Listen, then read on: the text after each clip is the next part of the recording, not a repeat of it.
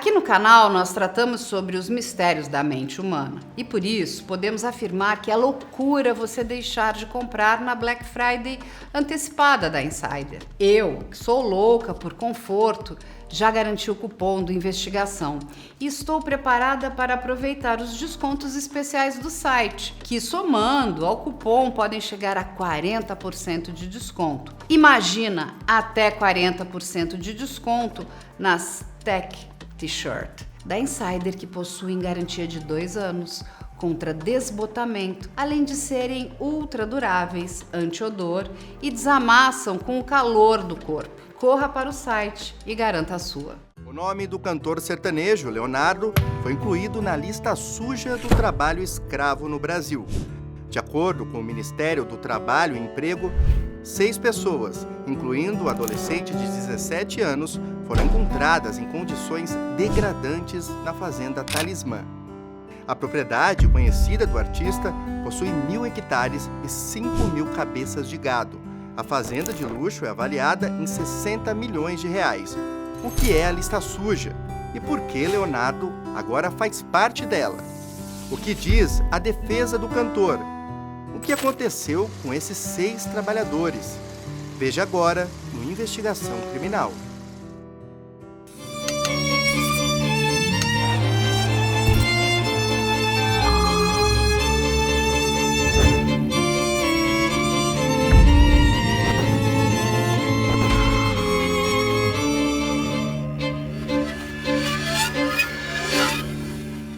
Olá, sejam todos muito bem-vindos à Investigação Criminal. Eu sou Carla Albuquerque e tenho a honra, uma honra absurda, de ter aqui hoje comigo uma mulher que eu sou muito fã, a doutora Lucinéia Rosa, professora querida, maravilhosa.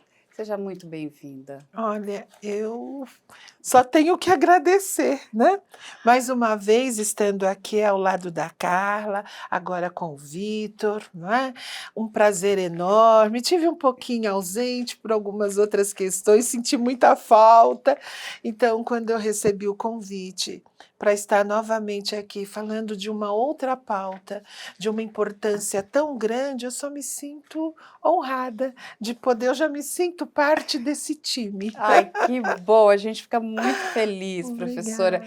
E se junta a nós também o meu querido Vitor Hugo, grande jornalista, que fez um trabalho brilhante de levantamento dessa pauta, que é extremamente importante. E a gente vai trazer para vocês aqui hoje o caso que envolve a fazenda do cantor Leonardo. A fazenda do cantor Leonardo é uma grande propriedade com mais de 1.000 hectares, que é o que equivale aí a 1.000 campos de futebol. Dentro dessa propriedade dele, ele arrendou uma área, né, para que eles chamam de Fazenda Lacanca, é isso? É isso mesmo, para a Fazenda Lacanca desde 22 de agosto de 2022, Carla. Então, aí temos essa área que foi arrendada e que, mas enfim, faz parte ali do conjunto de terras ali do cantor Leonardo. E no dia 21 de novembro de 2023, o que vai acontecer? Será feita uma denúncia de trabalho análogo à escravidão.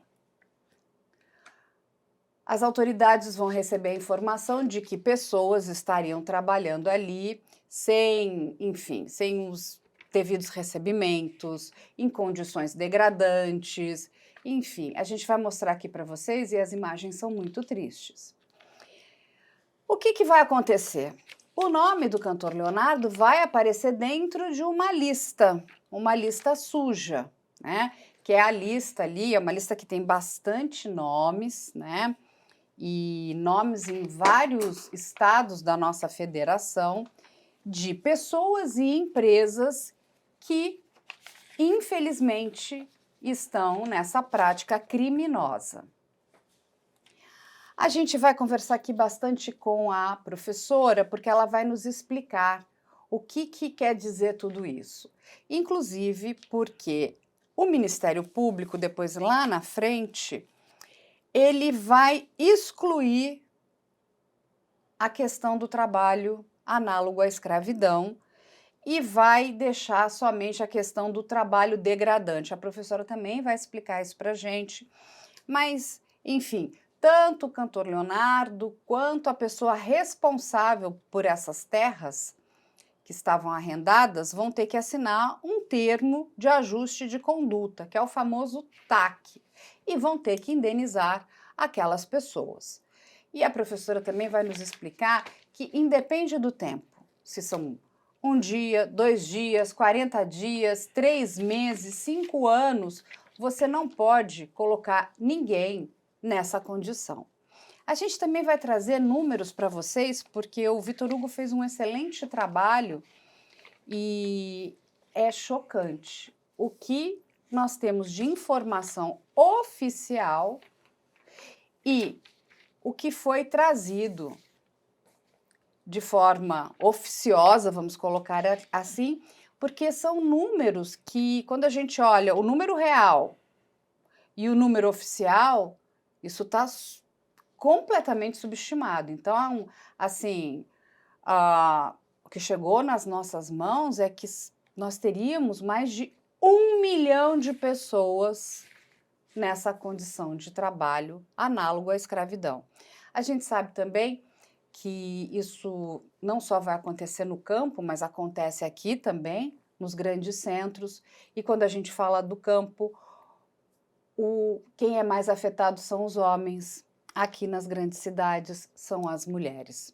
A professora vai explicar isso tudo para a gente, o que está acontecendo, inclusive porque nós temos, né, pessoas vindo de outros países e que estão nessa condição aqui também.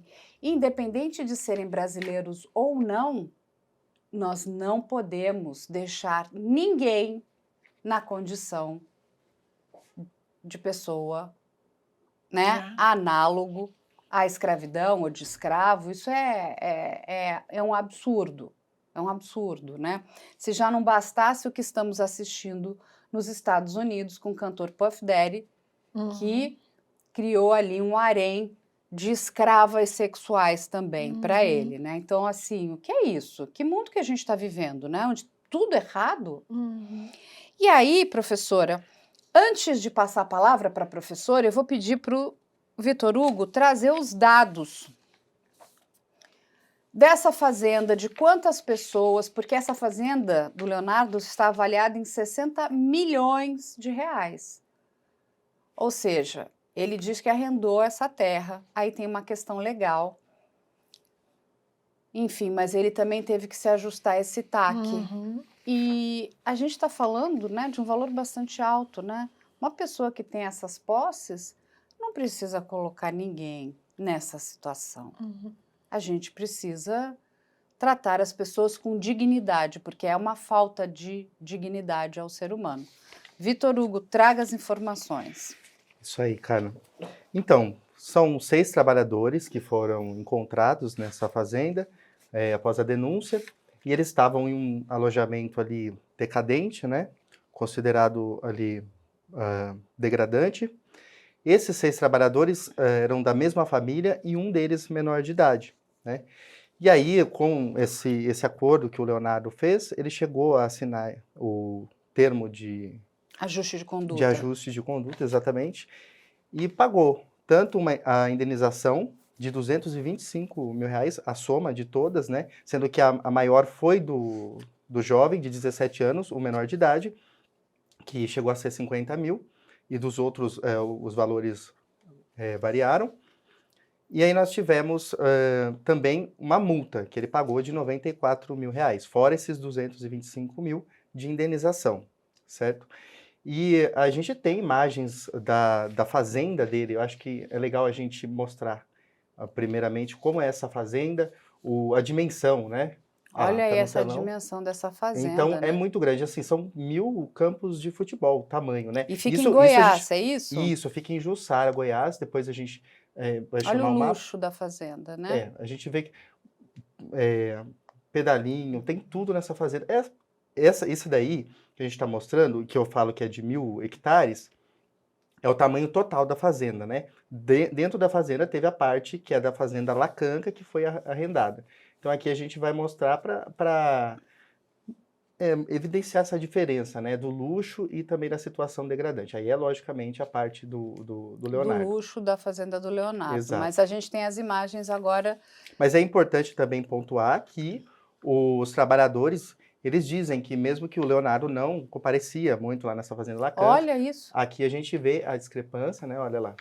Então, essas são imagens do relatório, tá, do Ministério do Trabalho. Então, veja só, vazamento e tudo. É aí que os trabalhadores ficavam, olha lá, ó, quarto com goteira de chuva decorrente do vazamento. Essas imagens nós conseguimos do relatório mesmo, né, da investigação, É o que um foi levantado. E olha lá, um morcego na parede. morcego, São meu imagens Deus. que realmente uma pessoa vivendo ali, são trabalhadores, né, e vivendo nessa situação. É um lugar, ó, tudo improvisado. Você vê que o luxo da fazenda, o tamanho daquela fazenda, né, não comporta com ninguém, né, trabalhando nessa situação, né, doutor? De E sabe jeito o algum. que é o pior de tudo isso, professora? Porque quando a gente olha o que é isso? Isso é um banheiro? E isso é um banheiro, olha lá, mas olha lá, tem um detalhe. Esse banheiro estava inativo, por mais que ele, além dele estar terrível assim, ele Aham. estava inativo, eles não tinham banheiro. Então faziam no mato, as suas necessidades, está descrito assim no relatório. Exato, assim que eles, no Gente, depoimento, eles falam, né? é muito triste, né? A gente está em 2024, quase no final de 2024, caminhando para 2025. O que que leva uma pessoa a fazer isso com outro ser humano que está ali trabalhando para você, né? Sabe, trabalhando para lhe trazer dinheiro, né? Assim, como é que você trata o teu... Porque assim, é um recurso humano, você precisa tratar ele com muito respeito. É degradante, é muito triste, sabe? É muito... Professora, isso é de cortar o coração. Não tenha dúvida.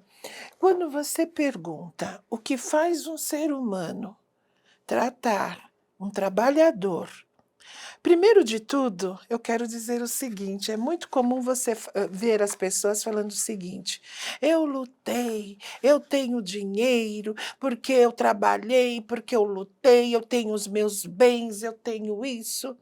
Mas ele esquece que se ele tem esse bem, alguém trabalhou para ele. É verdade. Porque se não houvesse o trabalho, não haveria o capital. É verdade. Então, se existe o capital, é porque alguém trabalhou para ele. Ele não iria ter o que tem, eu estou dizendo a esses que dizem que teve tudo, não teve nada sozinho. Alguém contribuiu. E quando você fala de que o que faz essa pessoa é que ele acha que a lei nunca vai chegar nele. É a não efetividade da lei, achar que a lei não é efetiva. Eu tenho dinheiro, eu tenho poder, ninguém vai ter a ousadia de fazer com que eu seja responsabilizado. Então, deixem eles lá. Então, quando nós falamos o que está acontecendo nessa fazenda, na medida em que esses trabalhadores houve uma fiscalização, olha aí o órgão, o quanto é correto. Sim, importante. A importância e a consciência daqueles fiscais que ali foram e ali relataram e ali passaram, denunciaram o Ministério Público do Trabalho. Uhum. Essa família que ali estava, inclusive com um filho, né, menor de idade, eles, apesar de ter a liberdade de sair, de voltar, né, ou seja, não havia um cárcere, que isso poderia ser, sim, dito como trabalho análogo à escravidão, é um trabalho degradante, ao qual o Estado brasileiro é signatário de uma das convenções da OIT, da Organização Internacional do Trabalho, ao qual o Brasil reconhece, quer dizer, assinou a Declaração Universal dos Direitos Humanos, ainda que não tivesse assinado, é um documento eminentemente que nós falamos de usos e costumes, que cabe a todos analisarem e atuarem com a dignidade da pessoa humana, e aí também do trabalhador. Mas durante muito tempo aqui no Brasil, quantos foram e são os casos que nós verificamos muitas vezes de fiscais que foram fazer a vistoria e não trouxeram a realidade dessa vistoria? Quantos foram os fiscais que foram fazer vistoria e foram mortos? Está aí há uns anos atrás, 3 fiscais e um procurador de justiça foram mortos. Então, o que a gente vê é, não vai chegar até mim, não há problema. Eu tenho Eu dinheiro, tenho dinheiro, compro. eu compro. Agora, olha, Ou, ainda que não pense que vá comprar, aquela pessoa não tem o valor enquanto ser humano. Aquela exatamente isso. pessoa é diferente, eu sou diferente dele. Então, para que eu tenho que dar o melhor para ele? Mas, professora, a senhora que lida com esses casos, estuda isso muito, é uma grande estudiosa, né? A professora Lucinéia é uma grande jurista nessa área. Quando a gente olha isso é tão triste, porque, assim, como é que a gente explica, né?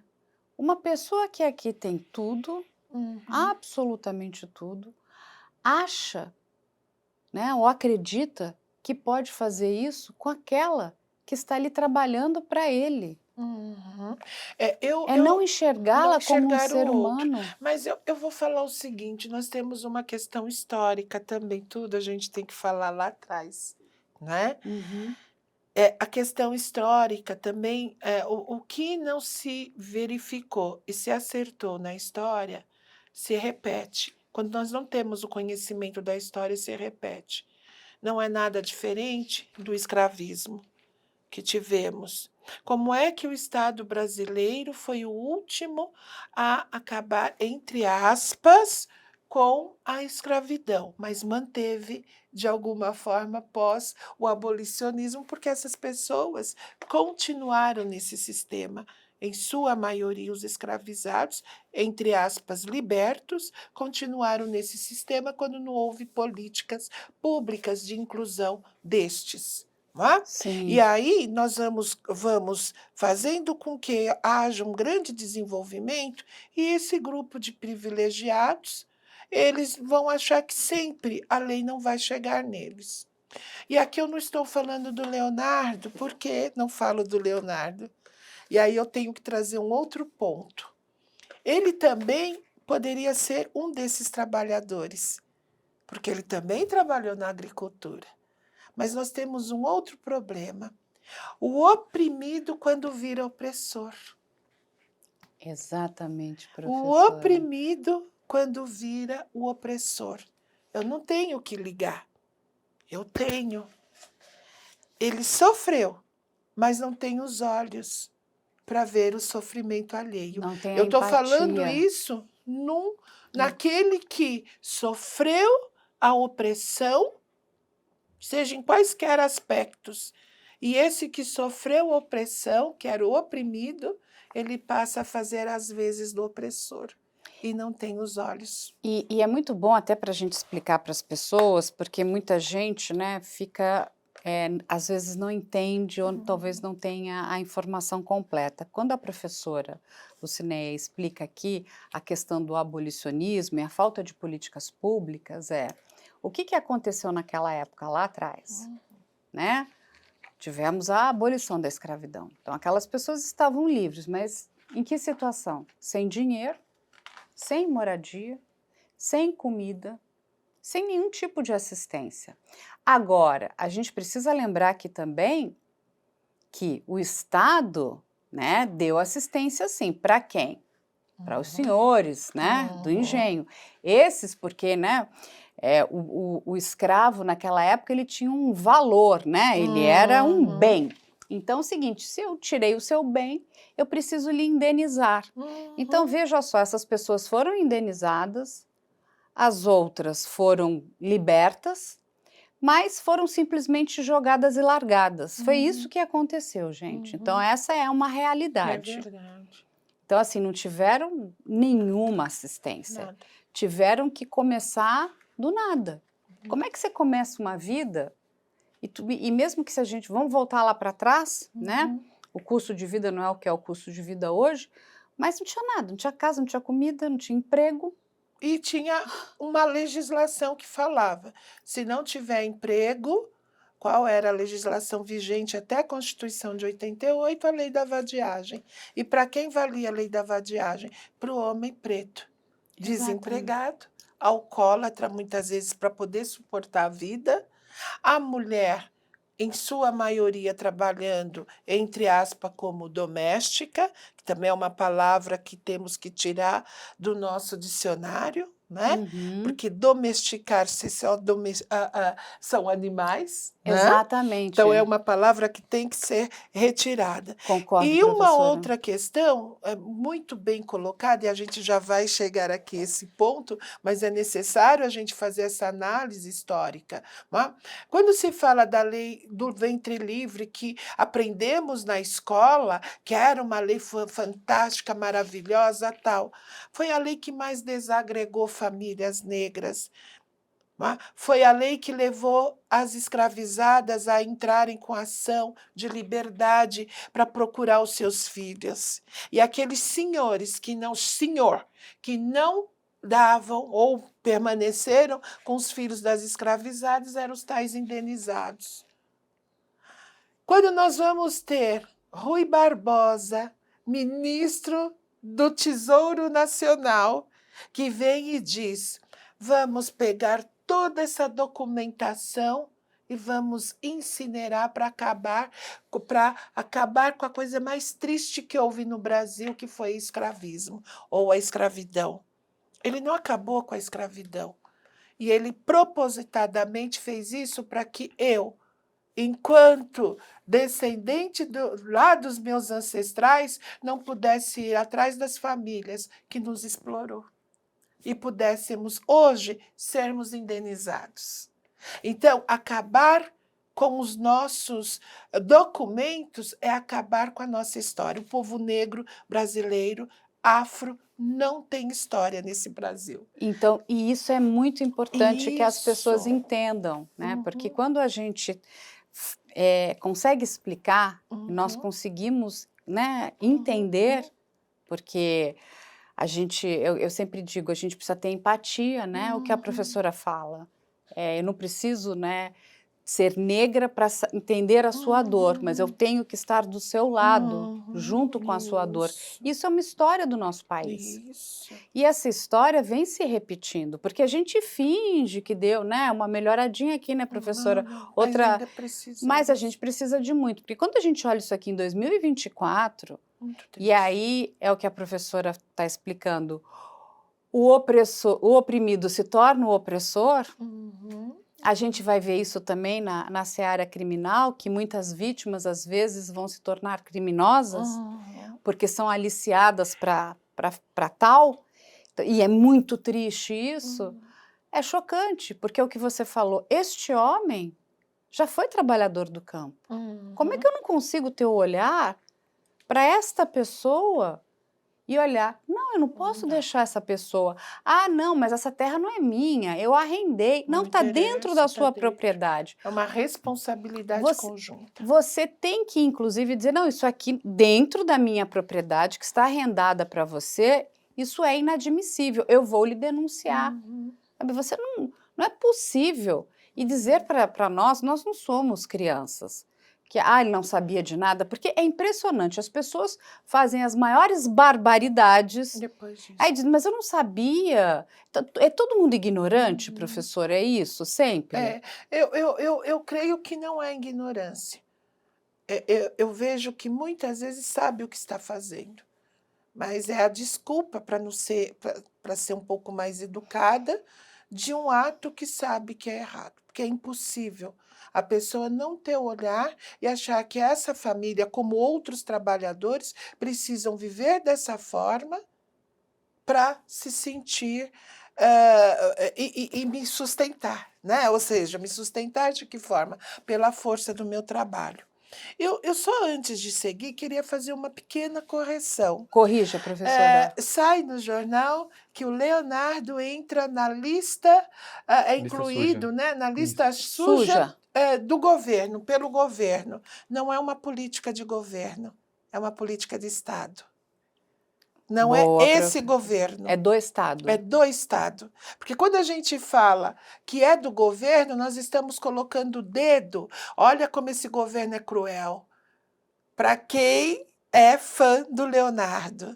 Uhum. Olha como Ou do o governo, agronegócio, no- ou do agronegócio, olha como ele é cruel. Não é uma política do governo, É uma é uma política política do do Estado. Estado. Essa lista ela existe desde 2004, né, Então, doutora? desde 2004, é uma política do Estado, em razão de quê? Para fazer com que houvesse efetivamente, tanto no trabalho degradante, como na proibição do trabalho degradante, como na proibição do trabalho análogo à escravidão, à luz da OIT, à luz dos instrumentos internacionais de proteção dos direitos humanos. Então, não há que se falar que é do governo. O governo me pôs na lista suja. Não, é uma política do Estado em razão de um ato que foi cometido, ainda que não tenha sido análogo à escravidão, é um trabalho degradante, fere a dignidade da pessoa, do trabalhador. É desumano. Desumano. É humilhante. Você Humilhante. imagina uma pessoa que precisa trabalhar, precisa do seu sustento, precisa levar, né, comida para sua família, ter que se sujeitar a tudo isso. E não Com vamos medo, com medo. com vergonha, se sentindo humilhado, porque você imagina, você olha ali para, né, para casa, né, da pessoa que ele contratou, com todo o luxo, com tudo de melhor, e tá tudo certo. Agora, por que que você vai fazer isso com a pessoa que trabalha com você? Por que que dentro do local onde você tem que dormir e habitar, tem morcego, tem goteiras, tá completamente destruído, não tem o mínimo de higiene, a pessoa não tinha um banheiro. Em 2024, você não tem um banheiro. Isso porque houve essa denúncia. Inspeção. Quantas outras, essa inspeção, mas quantas outras estão e as pessoas não estão ainda? Eu não quero aqui colocar, acho que a gente deu apesar, porque são duas situações. Quando é que um Estado é denunciado para a comunidade internacional, e quando eu falo para a comunidade, eu estou falando no sistema interamericano, perante a comissão, e agora, recentemente, aí sim, o governo aprovou, só em 2023, o chamado protocolo adicional ao Pacto Internacional dos Direitos Civis e Políticos. O que diz esse protocolo? A sistemática de denúncia em relação à violação dos direitos humanos. Então, só a partir agora, no final do ano de 2023, é que estamos aptos, praticando todos os requisitos internos no Poder Judiciário e não vendo a defesa dos nossos direitos, escolher entre o sistema interamericano ou o sistema global. O que eu quero dizer com isso? O Brasil não vai ser denunciado porque existe toda a eficácia implementada pelo Estado brasileiro contra essas formas de trabalho indigno. Então, o Estado brasileiro mantém efetivamente a norma, a lei, para se efetivar ser contra toda e qualquer violação de direito à dignidade do trabalhador. Pois bem, mas, de alguma forma, falta e falha o maior número de pessoas, de profissionais, abertura de concursos para que se coloque as inspeções, para que haja fiscais. As Isso, fiscalizações. as fiscalizações. Nós estamos falando em Goiás, nós estamos falando em termos de fazenda, o agronegócio, e quando eu falo agronegócio, eu não falo o agronegócio que é sério, mas aqueles que só vê o capital e não o ser humano, e não o meio ambiente. Porque o agronegócio não é ruim quando você não só vê o capital e passa como se ocorre em relação à pessoa humana e não vê a questão ambiental. Mas também devemos trazer para a cidade. Nós temos hoje o maior número de terceirizados. Quando eu falo terceirizados, é que a atual legislação, quando houve a reforma trabalhista, ampliou a condição de terceirizado. Pois bem, vamos pegar os terceirizados que já existiam antes da reforma, que são aqueles de serviços gerais, dentro de uma empresa, ou dentro de... Eu quero que seja levantado quantos desses trabalhadores possuem refeitório. Quantos desses trabalhadores possuem na empresa um local onde eles possam, depois Almoço. do almoço, sentar e descansar? Sim. Isso Entendeu? seria Trabalho degradante. com certeza. E a gente está falando, quando a professora está aqui explicando, são essas pessoas que vão trabalhar com limpeza, com, enfim, manutenção, que não tem São, local em sua algum. maioria, que sai dos bairros dormitórios, que levam 3 horas entre trem, metrô, ônibus para chegar no local de seu trabalho. Não vai ter ali o café para ele tomar, ele já vai direto para o seu trabalho e na hora do almoço ele pega a marmita ou o que seja, come, se tiver, e depois ele fica sentado num banco duro aguardando o horário de trabalho. Isso não é um trabalho digno à pessoa humana. Não é um trabalho análogo à escravidão, mas é um trabalho Até degradante. para a professora explicar a questão da degradação. Aí até eu queria fazer um parênteses aqui, porque quando a gente está falando tudo isso, né? E sabe o que é muito triste, professora? Porque a própria empresa, né? Ou ali o empresário, que seja, né? A pessoa quando está no campo aí do agronegócio, é uma pessoa de visão curta, porque ela está pensando, olha, eu estou me dando bem, estou gastando. Só que quando você também não investe na qualidade de vida da pessoa que está ali trabalhando, né, para a sua Não tem o menor empresa, resultado. para o seu negócio, você está perdendo. Porque já tem mais do que estudos feitos a respeito que profissionais que têm uma qualidade de vida, né, regular, minimamente decente, essas pessoas produzem melhor. Porque a qualidade de vida, ela está diretamente ligada com a sua qualidade do seu trabalho. Quando você não tem isso, a qualidade do seu trabalho também é muito ruim. Então, você não vai pensar, né, vamos dizer, né, sabe, não tem aquela cabeça, então, você não ele não está nem sendo inteligente, então, sabe, é uma coisa perversa, é pura perversidade você tratar a pessoa que trabalha na sua empresa, enfim, na sua fazenda, né, nas suas terras, dessa forma, porque é um absurdo. E a gente vê isso se repetindo dentro, é o que a professora falou, quando a gente vai pensar na questão, né, dos grandes centros, inclusive em casas de família. Claro. Você, assim, tem histórias que são terríveis. Quantos casos aqui que a gente já não viu, onde mulheres não recebem salários, enfim, né, não tem dinheiro para fazer absolutamente nada, moram né, na verdade, dormem em cubículos, né, recebem o resto.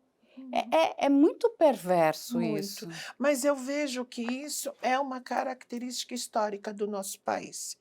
Outro dia eu estava ouvindo, volto a falar da questão histórica e vou tecer comentários sobre esse trabalho também, entre aspas, doméstico, onde nós estamos vendo várias mulheres sendo resgatadas, e falo resgatadas porque elas estavam em cárcere.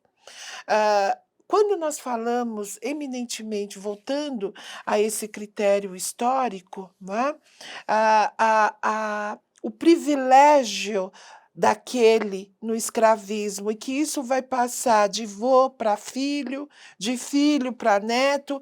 E se a gente for pensar que são 136, 137 anos, entre aspas, do chamado escravismo.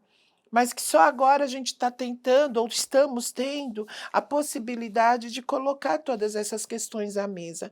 Mas o que eu quero dizer é o seguinte: outro dia, ouvindo um historiador, Uhum. eu peço desculpas porque não me recordo o nome dele, mas achei ele brilhante. Eu preciso de novo ver, ouvi-lo e pegar a obra dele.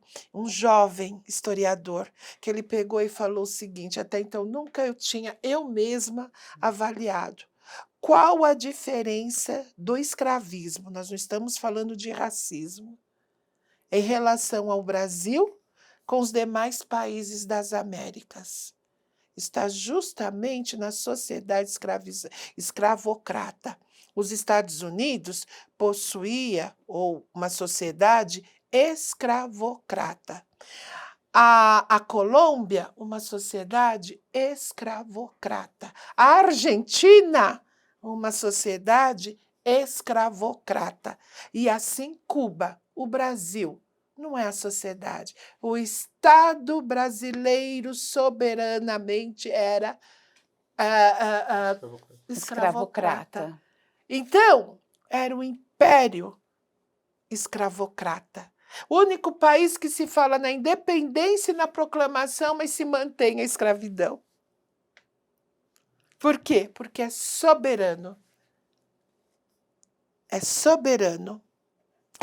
Então, isso traz os efeitos hoje para muitos. A gente está vivendo isso. Isso! Porque, enfim, é uma questão de história. De história.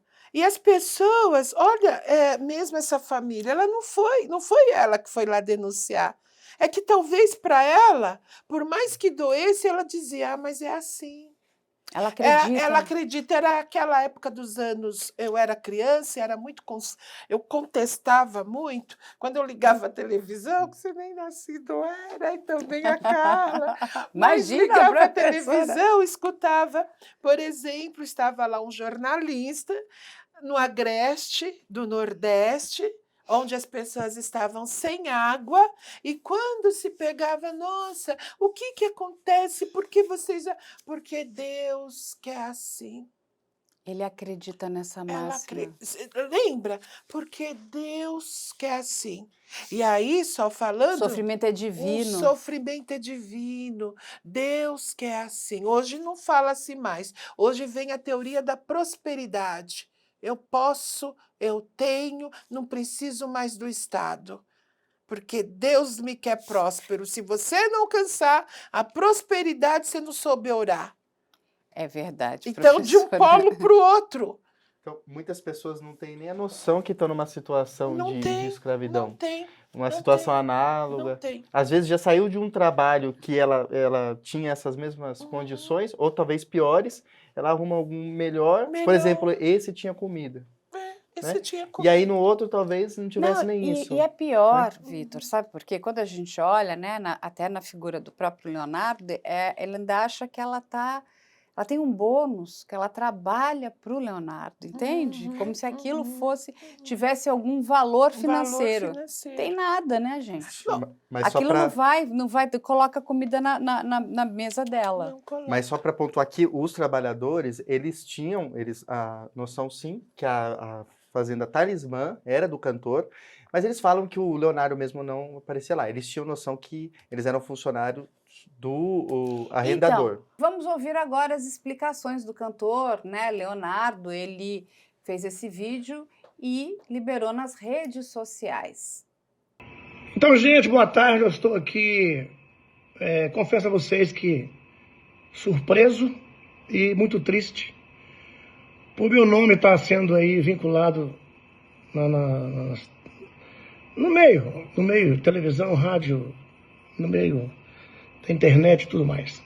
Quero dizer para vocês que em 2022 eu arrendei uma fazenda para que o arrendatário plantasse soja, milho, sei lá, o que ele quisesse. se eu estou arrendando a fazenda para ele, ele tem o direito de plantar o que ele quiser, entendeu?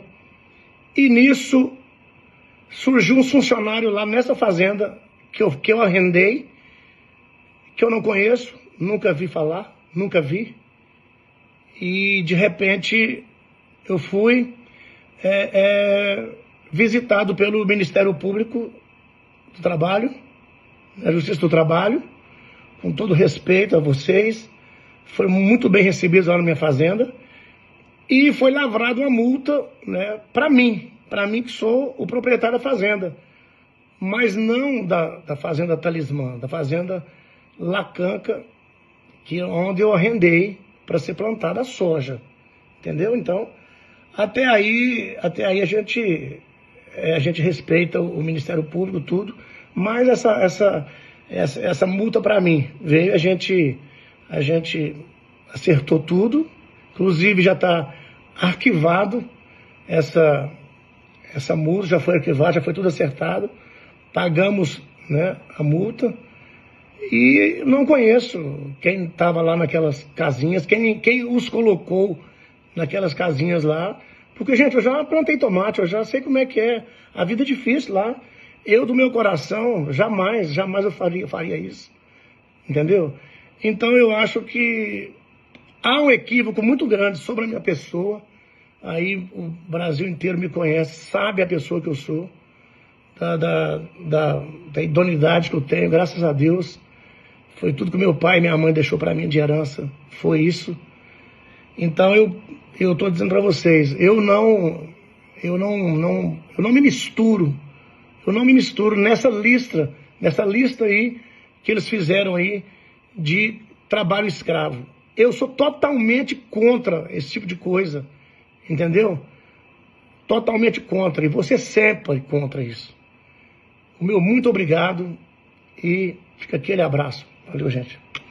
Mas é isso que eu acho que a professora pode explicar para a gente, porque assim, a gente tem essas terras, né, e essa terra estava arrendada. Então, ela não foi vendida, Não, ela não a passou propriedade. para um outro nome. A propriedade continua sendo do Leonardo. E por Ele- 10 anos Mas tudo bem, ele permitiu, como a gente tem aqui arrendamento aqui no interior de São Paulo, isso é muito comum. Ah, eu vou arrendar para, enfim, para cana, para poder fazer o biodiesel. Então, vai a empresa que vai plantar, mas as terras continuam sendo daquele determinado proprietário. Então, o que acontece? Qualquer coisa que aconteça na tua terra, quem Você é é o dono? responsável em Não é conjunto. isso. Aí existe uma responsabilidade solidária, ela não é subsidiária. A gente tem que entender qual a distinção da responsabilidade subsidiária e solidária. A subsidiária, ela advém primeiro daquele que teria a responsabilidade em indenizar.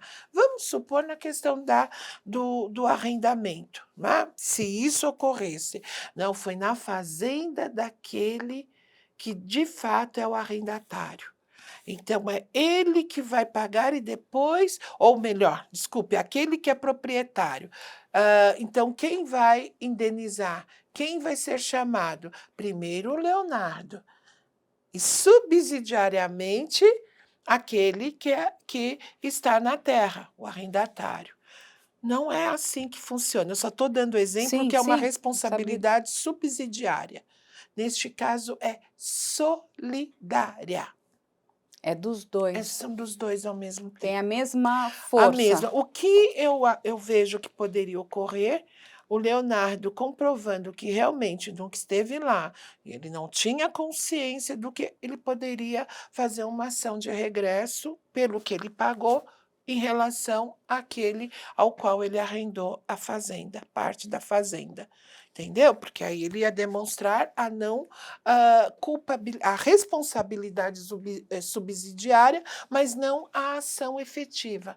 Então, daria essa possibilidade para ele. Porque- Mas a responsabilidade é solidária. Pode ir, vai lá. Porque, inclusive, né, doutora, esse termo de ajuste de conduta que a gente teve acesso, ele é assinado Claro. tanto pelo Leonardo Claro. quanto o arrendador. Exato. Isso, são os proprietários, é o proprietário e quem está efetivamente utilizando a terra. Então, mais uma outra questão que nós colocamos muito claro como a efetividade do Estado brasileiro nessas relações de trabalho, e aqui eu estou falando em relação ao trabalho degradante, né, desumano. Então, o TAC, o termo de ajuste e conduta, faz com que eles efetivem ali um compromisso de fazer com que aquele alojamento esteja, de fato, organizado, de condições de moradia e tudo mais. Dignidade. Dignidade. Olha, eu não tive o conhecimento. Nós temos na legislação a questão de parte em pecúnia, ou seja, você recebe uma parte em salário, que é uma outra questão muito perigosa, principalmente nessas regiões, onde você recebe, faz lá um contrato e você tem um local de moradia, Uhum. você tem um automóvel, vamos supor, você tem, enfim, uma complementação do alimento. Então, vamos supor que o seu salário seja R$ 5.000. Há uma possibilidade de 50%, 60% sem pecúnia, e o restante em dinheiro. Uhum. Mas só que o valor é 5.000 e não o valor líquido. O que muitas vezes pode ocorrer, aí nós estamos numa condição de servidão, que Sim, é porque você tá- análogo, não nessa condição que eu falei, se tiver tudo correto. O que eu estou falando é nessa condição, será que também não se descontavam dele o alojamento? Exato, né? Se descontasse, se descontam dele o alojamento, é servidão. É servidão. E o que era servidão? Um processo próximo à escravidão. Sim, Análogo à escravidão. isso, Trabalha pela comida. para as Trabalho pessoas pela comida. entenderem, né, nos grandes centros, quando a gente pega aqui a região de São Paulo, isso acontece com muita frequência, a gente vê o que acontece com os bolivianos. Eles estão no sistema de servidão. Servidão Eles total. têm lá um salário que eles não conseguem retirar. Porque eles têm que pagar a casa onde eles moram, aí eles têm que pagar a luz, aí eles têm que pagar a comida, que é tudo fornecido enfim, pelo próprio empregador. Então, ele ganha 2, mas deve todo mês 2.500. Está sempre na dívida ainda. E nós temos uma agravante que é eminentemente preocupante. E aí me permita, se eu posso fazer a crítica até no tocante à ação judicial.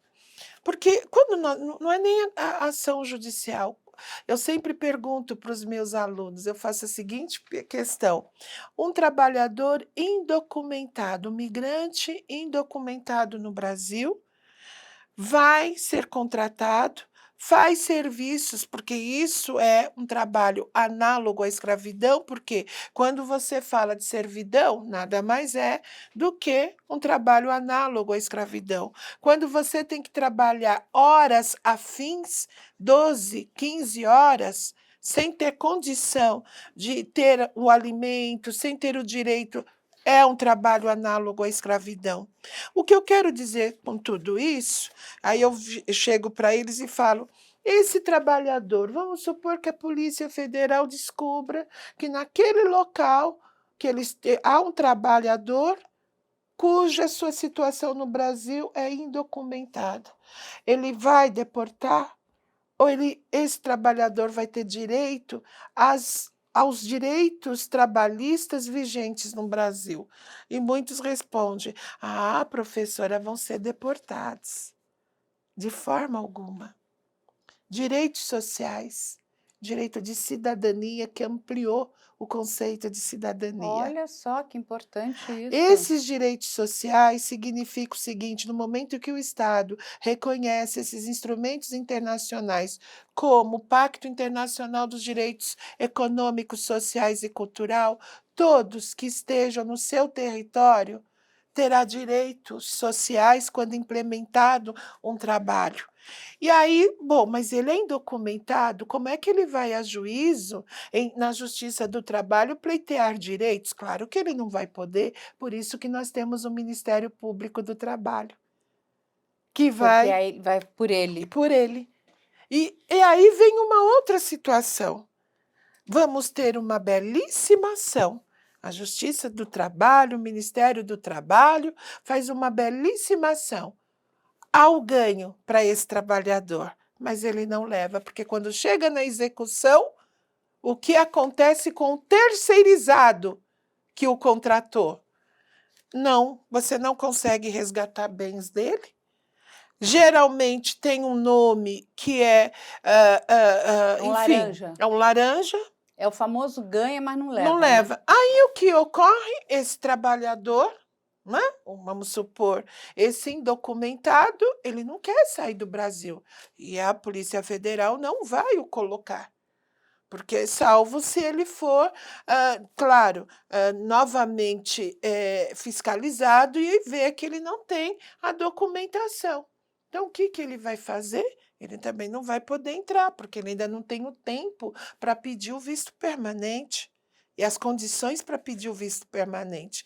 O que ele vai fazer? Ele vai retomar o trabalho análogo à escravidão. Ele Gente, vai voltar a trabalhar. Esse é um ponto. Segundo ponto, é aberto um processo criminal? então, é aberto, professora? Deveria. Sim, como nesse caso aqui também. Deveria. Deveria ser aberto. Então, é aí que eu falo da falha, porque o trabalho análogo à escravidão é crime. Sim, Acabou, é crime. Responsabilidade penal. Abrir uma ação penal.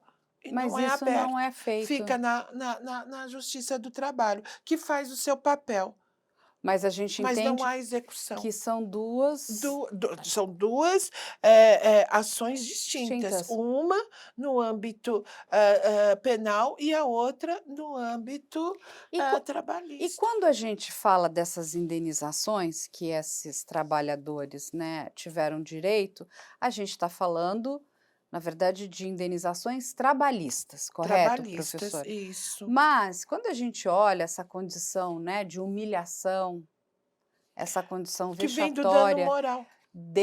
degradante, ele também não teria um direito a uma ação civil ou não? Já porque está já junto? está dentro. Hoje, já desde do momento, e aí foi lá com a emenda constitucional número 20, né, nos anos 90, que nós tínhamos a Justiça do Trabalho, não era a Justiça do Trabalho, né? Quer dizer, ela não era tida uma feição do âmbito da Justiça Civil, era Uhum. uma natureza reclamatória. Então, algumas questões aliás, as questões eminentes trabalhistas eram feitas na Justiça do Trabalho, que era denominado Junta de Conciliação e Julgamento. Para quem tem menos de 30, não sabe disso. Mas, e deixa ele fazer E mais. depois que virou Eu a tenho Justiça do mais uma Trabalho. dúvida aqui, porque quando a gente olha essa situação que essas pessoas estavam, eu acredito que, inclusive, o tratamento que elas recebiam, e aí, quando eu vou dizer o tratamento, é o tratamento verbal, não deveria ser muito diferente. Claro que não. Então, quando a gente fala de tratamento verbal, são as agressões, também são as humilhações, né? E aí a gente sabe muito bem qual é o caminho que isso vai dar. Porque se a pessoa é negra, aí vem o racismo, se a pessoa é de origem, enfim, ela vem de um outro país, aí começa com a quenel, porque você é um Xenofobia boliviano, é isso? Então a gente tem a xenofobia. Nesses casos, aonde a gente não sabe, isso é uma questão hipotética que eu estou fazendo aqui para a professora.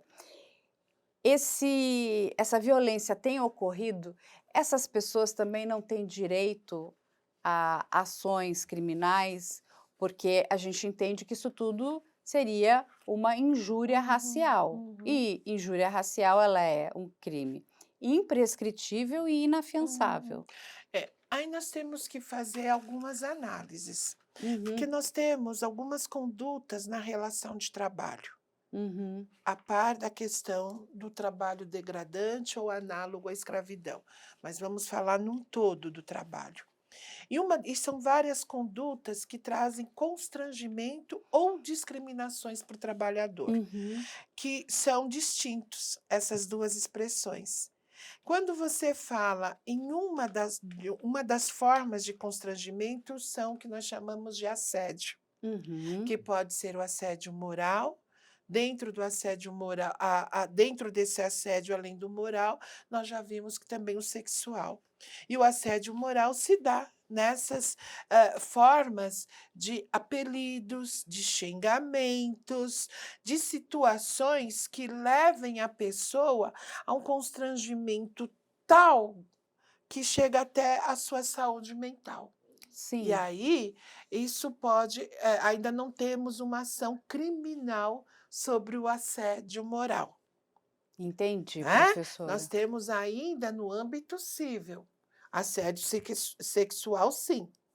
Mas aí nós vamos ter as discriminações, porque uma questão do assédio advém da minha condição física. Então, eu sou negra. Então, o que leva a pessoa a me pôr um apelido dentro da empresa não está diretamente, ele não está me discriminando diretamente como pessoa negra, mas ele está usando da minha condição para colocar algum apelido.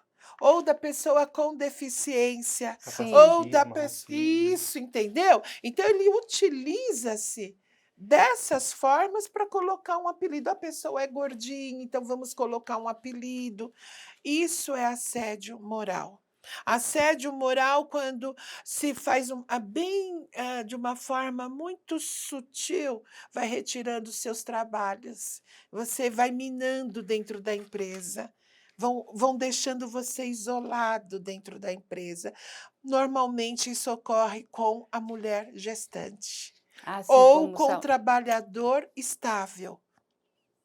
Então, é uma forma de fazer com que aquela pessoa fale: eu não aguento, eu vou pedir demissão. Entendi, você vai Entendeu? levando a pessoa ao Vai limite. levando a pessoa ao limite. Isso pode caracterizar o assédio moral.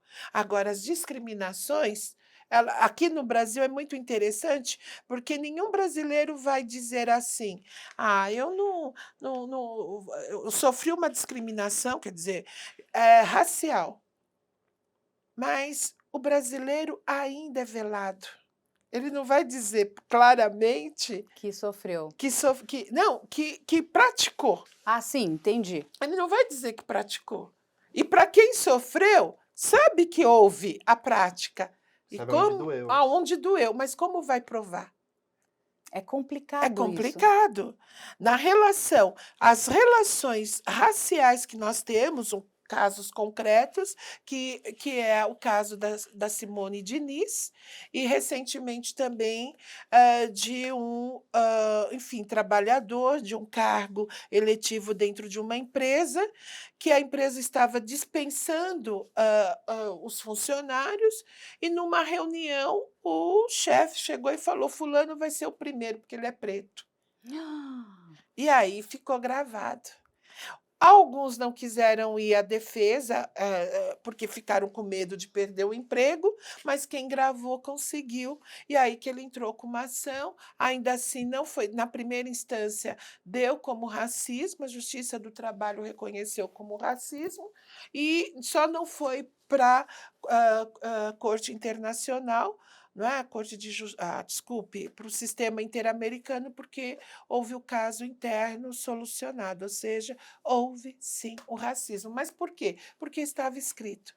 Muito Algum bem. colega conseguiu provar. Então, a gente vai trazer agora o vídeo da doutora Thalita Padovan, que vai falar para a gente sobre a questão de saúde mental. A gente vai imaginar agora que uma pessoa que foi exposta a um trabalho escravo, ela passou por diversas situações. Ela passou por violência psicológica, ela passou por locais insalubres, e quando a gente fala de locais insalubres, a gente pensa que isso não tem ligação com a questão psicológica, mas tem, Por quê? Porque a gente está falando dos 5 sentidos. Muitas dessas pessoas, elas vivem em locais insalubres, e quando a gente fala insalubres, a gente fala de lugares que são, que têm um odor muito forte, que são desconfortáveis, que tem insetos, que tem todo tipo, né, de peste. Essa pessoa pode ter sido mordida, ela pode estar convivendo com um odor que é horrível.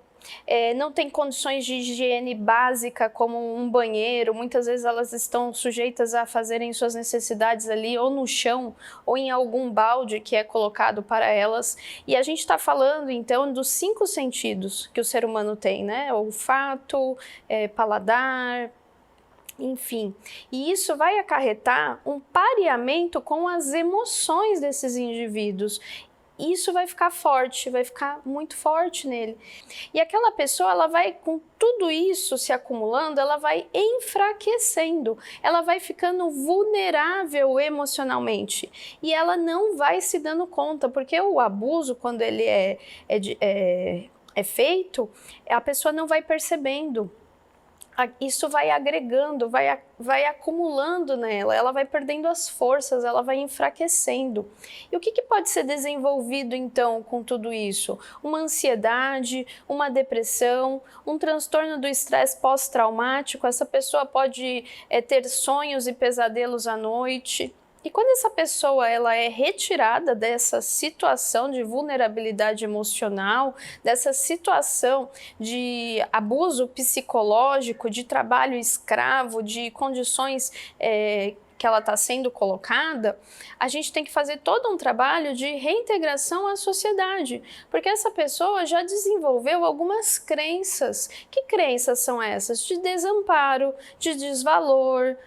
Ela se sente uma pessoa incapaz, porque ela começa a entender tudo que ela viveu e se imaginar que ela nunca mais vai conseguir dar conta de fazer diferente. Transtornos causados por transtornos mentais no geral, todos, né? Eles não têm cura, eles têm remissão.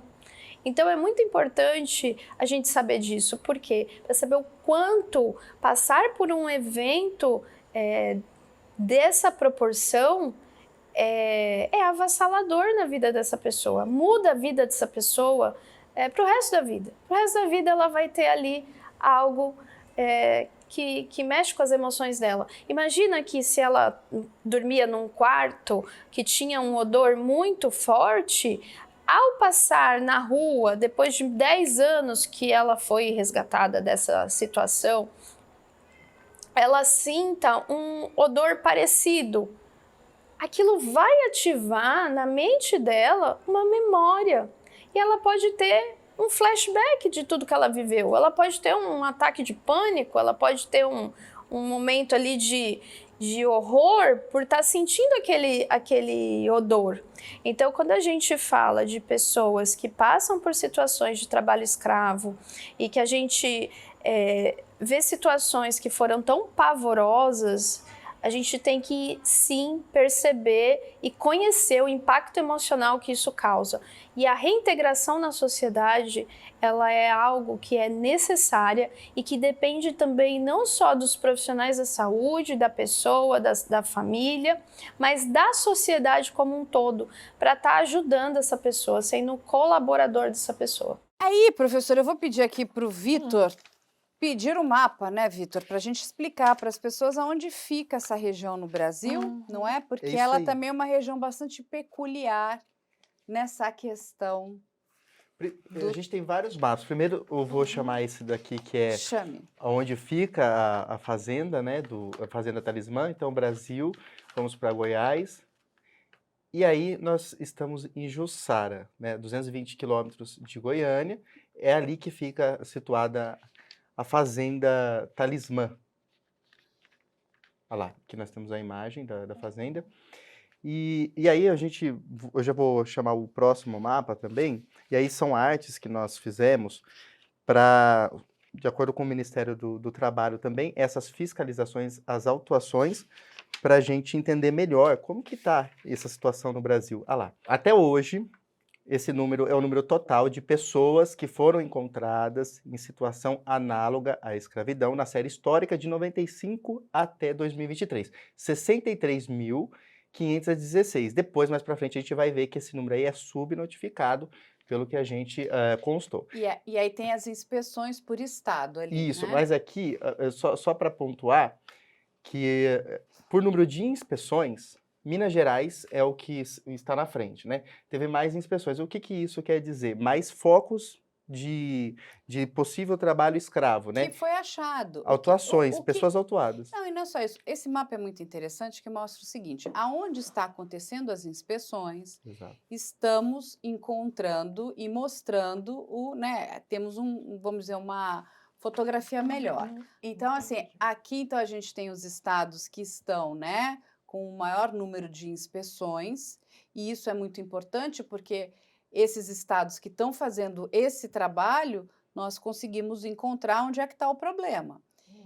Aí nós temos estados que a gente não colocou aqui todos os outros da federação, mas eles também possuem esse tipo de problema gravíssimo.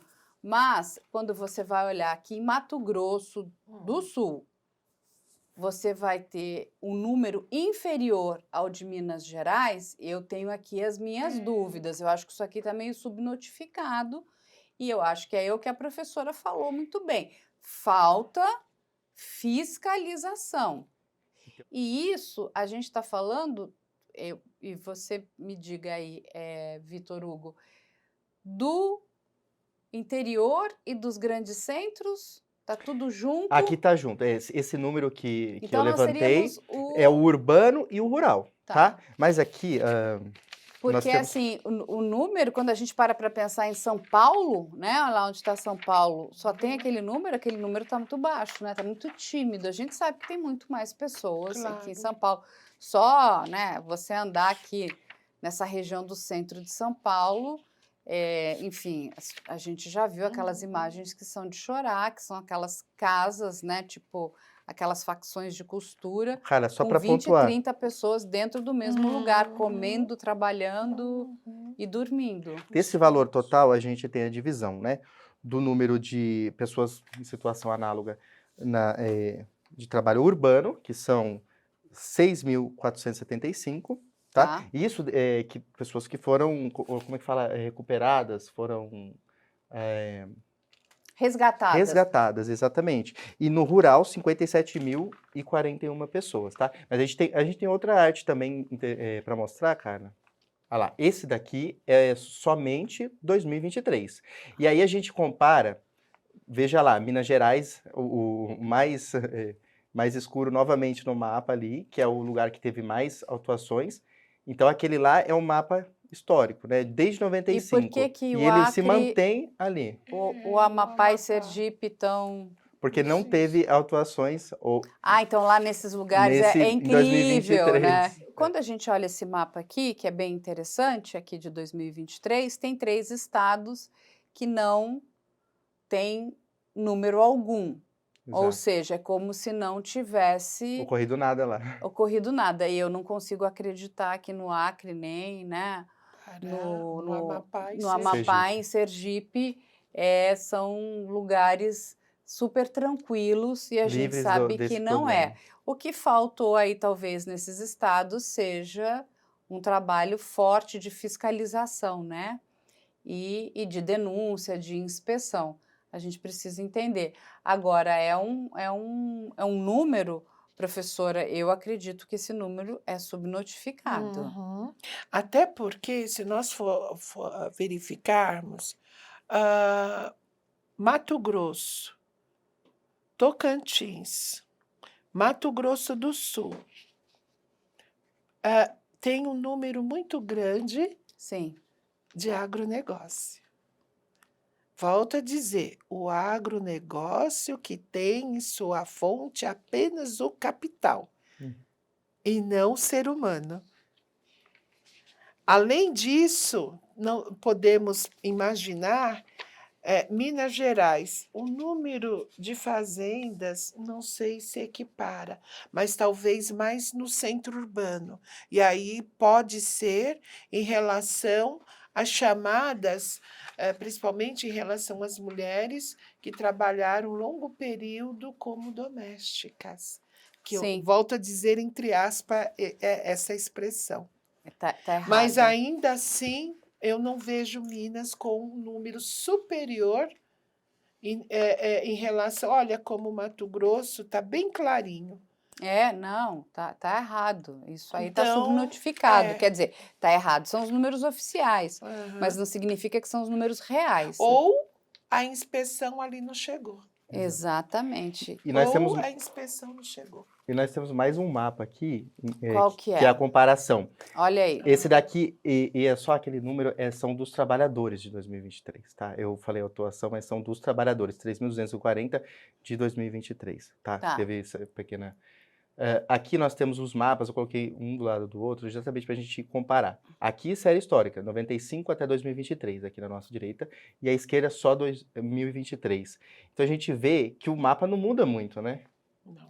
Ele Não, permanece. Então, por que ele permanece, né? Por que esse problema, ele segue há tanto tempo que está tendo essa... E é engraçado que ele só ficou, olha só, né? Tem alguns estados que estavam mais escuros, como o estado de Santa Catarina, que aí daqui ficou mais claro. E, enfim, a gente tem ali o Sergipe, que não tem absolutamente nada, né?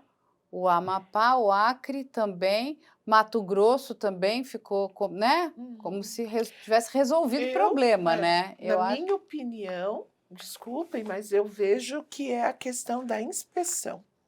Porque essa... Não há inspeção nesses locais suficiente. Porque essa é a fonte, né, do Ministério do Trabalho e do Emprego, quer dizer, é um número oficial, mas não significa que seja um número real, né? Um número real deve ser bem maior do que isso, gente. Exato. E essa questão que o mapa está pintado é de acordo com as autuações. O número são de pessoas encontradas, né, em condições análogas à de escravo. Mas o mapa está pintado conforme teve autuações. Então, se não tem ali no Acre, Amapá e Sergipe, é questão que não teve autuações ali, entendeu? Entendi. Agora, aqui, a gente vê que continua tendo bastante em Minas Gerais e continua tendo também muitas pessoas encontradas nessa situação lá. Agora, tem uma outra fonte que traz um número bastante aumentado e expressivo, não é isso, Vitor Hugo? Exato, a gente tem mais uma arte também para mostrar esse número. Olha lá, Olha esse ranking, Carla, olha lá. Olha No lá. Brasil, primeiro, esse é o Índice Global da Escravidão de 2023, da Organização Internacional de Direitos Humanos, Walk Free, certo? Então, eles fizeram esse levantamento, o Brasil está em 16º ali, ali tem a prevalência estimada de escravidão moderna por mil habitantes, né? Número estimado de pessoas em escravidão moderna. E aí nós temos o Brasil com 1 milhão e 53. Ou seja, de um lado, a gente tem que até hoje foi resgatada mais de 63 mil pessoas, de 95 para cá. Temos mais de 3 mil pessoas em 2023, mas 3 mil pessoas perto de 1 milhão... É muito interessante porque quando a gente olha, né, esse mapa e esse estudo, esse levantamento foi feito, né, por essa organização que é a Walk Free. Eles são bastante sérios, eles fazem um acompanhamento, né, bastante intenso, e o número que ele traz é um número que é alarmante. Quando a gente para pensar que o número estimado de pessoas, né, em escravidão moderna no Brasil é de 1 milhão e 53 mil pessoas, esse número é altíssimo. E eu acredito, vou perguntar até aqui para a professora, que esse número não deva estar errado, não. Assim, é que, de novo, é o que a gente vem conversando aqui. Muitas pessoas que estão nessa condição, né, enfim, estão ali numa situação bastante vulnerável, tem muita dificuldade, inclusive, de sair, né, daquele local onde ela está, até no sentido porque não sabe nem o que fazer. Outras pessoas que, enfim, poderiam ajudar, talvez não estão ajudando. Essa é uma outra questão, né, na questão da denúncia, porque se você sabe que uma pessoa, independente dela ser brasileira ou não, vive nessa condição, você precisa ajudar e denunciar. Isso é o mínimo, isso é uma questão, sabe, de humanidade. A gente precisa ajudar essas pessoas, isso está errado. E não é só a indústria do agronegócio. A gente aqui, quando para pensar nas grandes cidades, quando a gente, né, lembra da indústria do vestuário, a quantidade de, enfim, de denúncias que a gente recebe de pessoas que estão vivendo nessa condição, que é o que eles chamam de escravidão moderna. Isso quer dizer o quê? Que a pessoa trabalha, dorme, come, tudo no mesmo lugar, ela não recebe, ela tem a ilusão de receber um salário. É o que a professora explicou aqui, que é a servidão. Ela vai receber, mas ela não leva nada, e ela está sempre devendo alguma coisa. Aí, muitas vezes, essa pessoa, ela é estrangeira, ela tem seus documentos retidos, né? Então, assim, não tem nem acesso ao seu passaporte, à sua documentação, ela vive em completo estado de coação, né? E pior ainda, eles ainda mantêm essas pessoas isoladas para que elas não aprendam nem a língua local. Ou seja, o português não é uma língua fácil. Então, assim, quando a pessoa ainda vem, né, de um país aqui vizinho, né, quando a gente está falando do espanhol fica um pouco mais fácil, mas a gente tem aí casos de pessoas que vieram de locais muito distantes. E aí não fala a língua, fica naquele local fechado, ela vai para onde? Não consegue ler a língua direito, não tem informação. Esse número é muito triste. E olha, professora, que ele bate quase com os Estados Unidos. Que tem 331 milhões de pessoas, contra 212 milhões de pessoas. Perde para os Estados Unidos em torno de 42 mil pessoas em situação. É muito triste esse Muito número, quando a gente triste. olha países como o Brasil, né, o México, Estados Unidos, o número é muito alto, é muito alto. É sobre isso, né? Isso está errado, isso não é correto. Sabe, o número, né, a posição que o Brasil ocupa. E é 16º em um ranking ali de 160 países, que eles. Ah, sim, tem um ranking. Eu ia falar da Europa e África Ou seja, e Ásia. É um ranking que a gente está numa posição bastante elevada, né? Mas um nesse ranking sentido. ruim, né? Ruim, péssimo. Quando a gente vai Terrível. pensar no ranking da educação, a gente está lá embaixo, né? A gente não sobe, né? Então, mas uma coisa envolve a outra. Como que chega esse número? Porque não tem a educação. Muitos não têm o acesso à educação. E quando você não tem a educação, você tem quem te manipule. Quando Sim. você não tem a educação, você não tem como se livrar, se libertar. Sim. Então, é por isso. Então, a falta de moradia, o acesso à educação, vai fazendo com que se aumente o maior número da questão, enfim. A falta de acesso à escravismo. informação, inclusive, contribui para a pessoa não saber que ela está em uma situação análoga à escravidão, às vezes em servidão, Em servidão, é e verdade. ela em acredita que não servidão. seja tão grave assim, né? Isso. Eu gostaria só de pontuar uma questão. Eu me recordo que quando foi em 2013 que começou a ter o projeto da reforma da legislação. Minto. Em 2013, salvo engano, quando veio a legislação que traz a regulamentação do serviço doméstico no Brasil. Sim. Por isso que eu estou falando dos privilégios, né? O que não me faltou ouvir foram pessoas mencionando que horror essa legislação, onde já se viu eu ter que pagar para uma empregada doméstica R$ 1.500.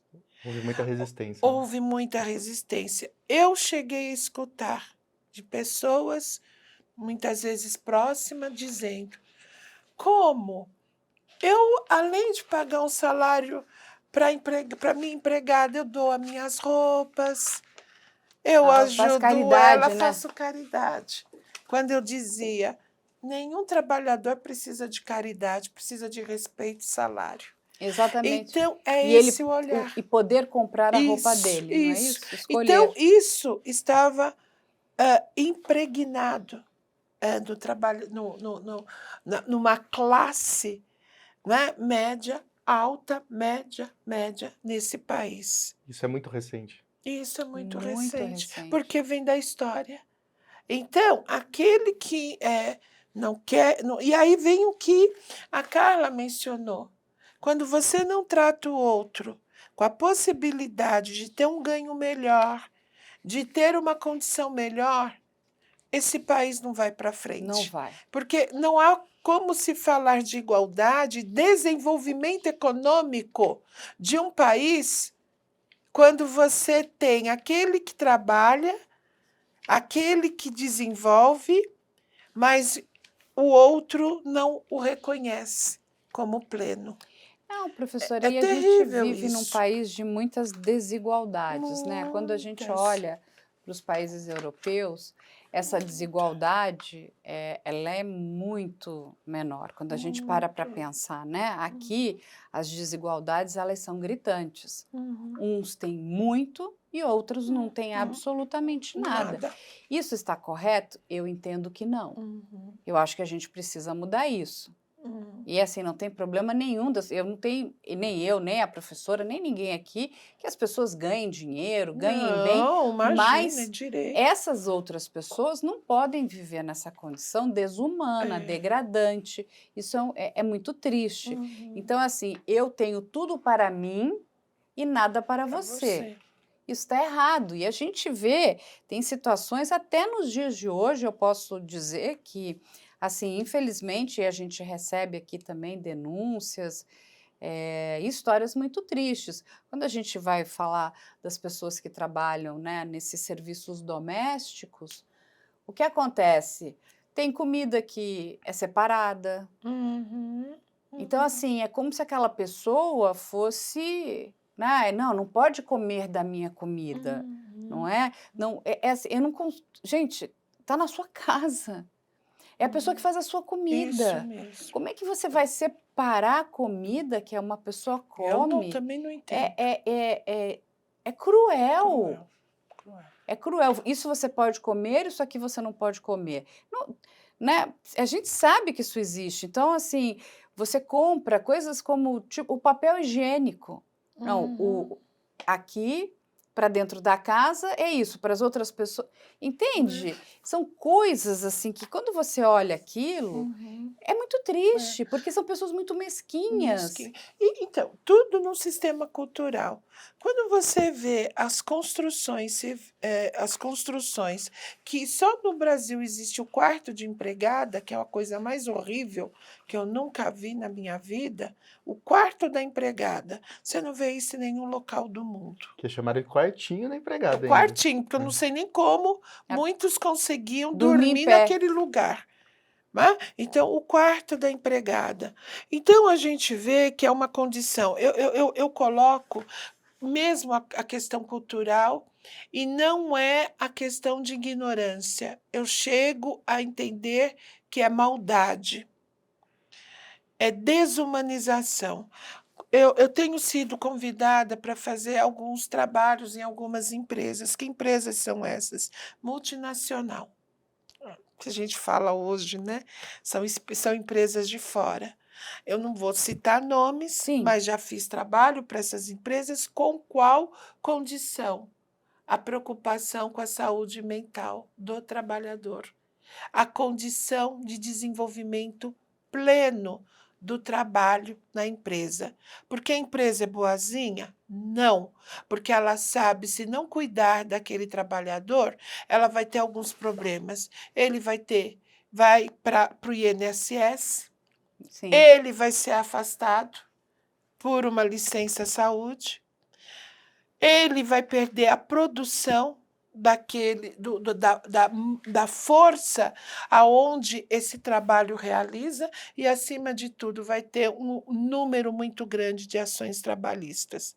Então, para não ter isso, o que eu vou ter? Eu vou colocar na empresa grupos, inclusive, com as questões de trabalho, de reconhecimento, sejam de temáticas onde envolve grupos de orientação sexual, ou seja, sobre as temáticas sobre a liberdade de gênero, a identidade de gênero, os critérios racial e étnico, o critério da pessoa com deficiência, a fala em relação à pessoa, em relação à idade, o idoso.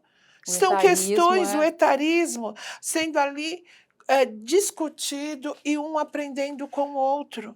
Não é porque a empresa, eu acho que parte de humanismo, claro que sim, mas ela pensa muito mais que ela fazendo isso, ela vai constituir o quê? Uma amplitude maior. E o número de ações e reclamações e de dispensa e contratação praticamente é zero. Veja só que a professora Lucinéia está nos contando aqui. Ela está ensinando adultos a serem educados. E você entende? É exatamente isso, porque isso faz parte da educação. Quando a gente olha que em 2024 a gente precisa ensinar a empresa essas questões, ao mesmo tempo que é chocante, é necessário, porque todos nós já deveríamos ter aprendido né, o respeito ao ser humano. Porque a gente está falando de seres humanos. E quando a gente vê essas situações, quando a gente olha esse mapa, seja ele no Brasil ou ele em outros países, isso é muito triste. Muito triste. É muito triste. Eu realmente não consigo entender as empresas, empresários, empregadores que não têm essa visão. Que a coisa mais triste é o trabalhador se dirigir para a empresa e só de pensar de ir para a empresa ele já treme. Que horror! Só de pensar de ir para a empresa, aquilo para ele é terrível, ele treme. Que produção ele vai desenvolver dentro dessa empresa? Péssima. Ele vai para ouvir gritos, para ouvir xingamentos, para ouvir desqualificação. Não é um lugar saudável. Não é um lugar saudável. A gente precisa ter dentro das empresas, corrigir esses erros, não é? E é muito importante que as empresas entendam isso, que elas consigam corrigir esses erros, porque nós estamos falando de pessoas. Isso. E a pessoa, quando ela está bem no seu ambiente de trabalho, ela produz. Muito bem. É incrível. Não é? Você tem um ambiente de trabalho que é positivo em todos os sentidos. Você dá dignidade para as pessoas que ali trabalham, dá um ambiente né, de trabalho que seja né, gostoso. Vamos falar sobre isso, né? Tem que ser bom. A gente passa, a maior parte da nossa vida no nosso trabalho. A gente está mais dentro do trabalho do que dentro das nossas casas. E, novamente, uma pessoa que maltrata também o empregado doméstico, ele não entende o seguinte, quem está aproveitando da sua casa é ele, muito mais do que você. Então, até por esperteza, não é, professora? Vamos tratar bem as pessoas, porque a gente não perde nada, a gente só ganha. E está havendo um problema seríssimo, porque hoje, eu não sei se tem algum índice de, enfim, que eu acho que era legal também um levantamento, um estudo que poderíamos fazer nesse sentido, é o número de trabalhadores que deixaram de ser empregados e eles preferem ser autônomos. Empreendedores. Sim, o número é grande no Brasil. É muito grande. E aí nós criamos uma outra situação, porque esses empreendedores hoje dizem, eu não preciso do Estado. Então, eu não preciso eminentemente, de fazer a contribuição para o INSS, porque eu me viro, eu não quero o Estado. Só que ele esquece que amanhã ele vai se tornar uma pessoa idosa, ou pode acontecer algo que o torne plenamente incapaz para a vida laborativa. E se ele não tem o pensamento de que essa contribuição é necessária, aí, a hora que ele precisar do Estado, ele pode não ter esse Estado. E nem mesmo com o chamado, que nós temos aí o benefício, o BPC, né? Que é o benefício assistencial, que está aí, eu creio que não vai sair tão rápido, mas não sabemos para 2026 se ele não vai, dependendo Mas de isso quem lá aí a gente esteja. vai chamar a professora Luciné para um outro dia para falar, inclusive, dessa faixa etária de jovens, que é gigante, e eu tenho conversado com vários deles. Eles não querem esse trabalho mais como a gente conheceu no passado. Eles querem ser completamente livres. E é um fenômeno que a gente precisa parar para entender o que está acontecendo, né? O que leva essas pessoas. Mas, inclusive, eles não querem estar ligados a absolutamente nada. Eles querem uma hora estar aqui, outra hora estar no outro lugar. Eles querem plena liberdade. Enfim, eu ainda não consegui entender esse fenômeno. Digo-lhe de verdade aqui. Eu acho que a gente tem que parar para estudar isso, porque eu não sei se isso tem volta, porque eles estão caminhando dessa forma e eles, enfim, eles não querem também ficar aqui, eles querem ser completamente ambulantes, né? Então, ora estão numa cidade, depois podem estar numa outra, num outro país, num outro local. Eles querem pertencer ao mundo. E isso traz uma instabilidade também para a empresa. Porque hoje você está constituindo um trabalho e conta com aquele trabalhador. Amanhã ele nem te dá satisfação. É verdade. Ele te dá um tchau se for educado por telefone, senão nunca mais aparece. Não, isso é um outro fenômeno que a gente tem que parar para entender o que está acontecendo, né? Esse completo desligamento, né? Porque é isso. Minha querida professora Ficaria Lucinel, mais tempo aqui, Rosa, porque eu falo pouco, né? Você Fala bem, tem volta? que falar muito. Tem tanto assunto para a gente tratar aqui, tem tantos casos aqui. Eu acho que a gente tem que falar também, né, da questão outro dia veio uma advogada maravilhosa aqui também, a gente conversou muito sobre o burnout, né? Que vem crescendo, o adoecimento mental dos trabalhadores. Eu acho que não é só dos trabalhadores, né? A nossa sociedade está adoecendo, né? São pessoas, nós estamos vivendo ali no limite, e eu acho que isso vai ter um impacto muito grande, inclusive na área profissional, né? Independente se você é CLT, é uma empresa, é autônomo, o que quer que seja, a gente está todo mundo vivendo nesse limite. Ela trouxe aí um assunto bem interessante, eu lembrei muito de você, eu falei, vamos trazer a professora para pensarmos sobre isso. Você volta? Volto, com certeza. Beleza, adoro. É sempre um prazer estar aqui. Isso me faz... É interessante quando você coloca a questão da saúde mental. O quanto nós precisamos... Isso aqui é um bate-papo para a gente refletir e colocar a todos que estão nos ouvindo e assistindo também para refletir, para também pensar. Não é? Então, isso me causa uma forma muito grande, como eu posso falar, apesar de trazer temas que, né, infelizmente, são temas tristes, mas, ao mesmo tempo, me traz uma forma de eu ser edificada no meu trabalho, né? Edificada nos meus pensamentos e falar, Luciné, isso aqui está correto, siga. Né? Porque, às vezes, também a gente, diante de situações que a gente está vivendo, e parece que o número de pessoas que colocam situações desumanas em relação ao outro, a impressão que dá é que está aumentando. E parece que você vira um ET no meio disso tudo. E aí você fala, nossa, será que eu tô bem também mentalmente? E aí você começa também a entrar numa situação. Então, a gente poder estar aqui fazendo essa discussão e ouvindo, porque a gente tem que se ouvir, né?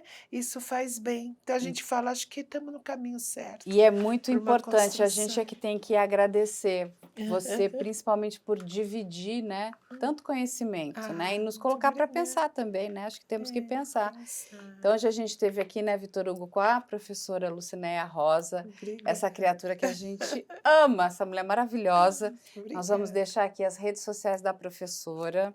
Por favor, entre em contato com ela. Ela é um ser humano muito especial.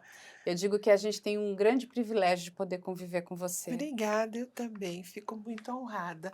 Obrigada por conhecer, hoje conhecendo aqui o Vitor Vitor, Hugo. que Foi um é um dos prazer. primeiros e tantos outros encontros que teremos, certeza. viu? Carla, mais uma vez, muito obrigada Ah, pelo convite. Muito, eu que te agradeço muito, professora. Vou deixar aqui também as nossas redes sociais, que vocês já conhecem. Vamos deixar aqui, né, o famoso canal de denúncia, onde as pessoas têm mandado muitas denúncias. Podem mandar também denúncias nessa área onde a professora Lucinéia atua. A gente chama ela ali para nos ajudar a nos explicar como é que a gente pode, inclusive, ajudar você.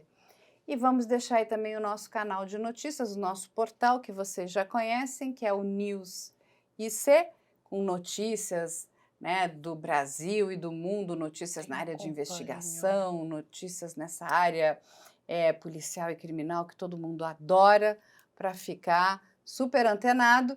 E no final aqui, a gente deixa a nossa contribuição aqui para o pessoal da Interpol. Se você, né, puder ajudar, é muito importante. Se você tiver informação de qualquer uma dessas pessoas que são procuradas da Interpol, eu peço que faça, né, o contato diretamente pelos canais de denúncia oficiais da Interpol. Lembrando que essa denúncia pode ser feita anônima e de forma segura. E quem ajuda, né, a encontrar essas pessoas está ajudando aí também bastante a nossa sociedade. É isso, gente. A gente espera vocês na próxima semana.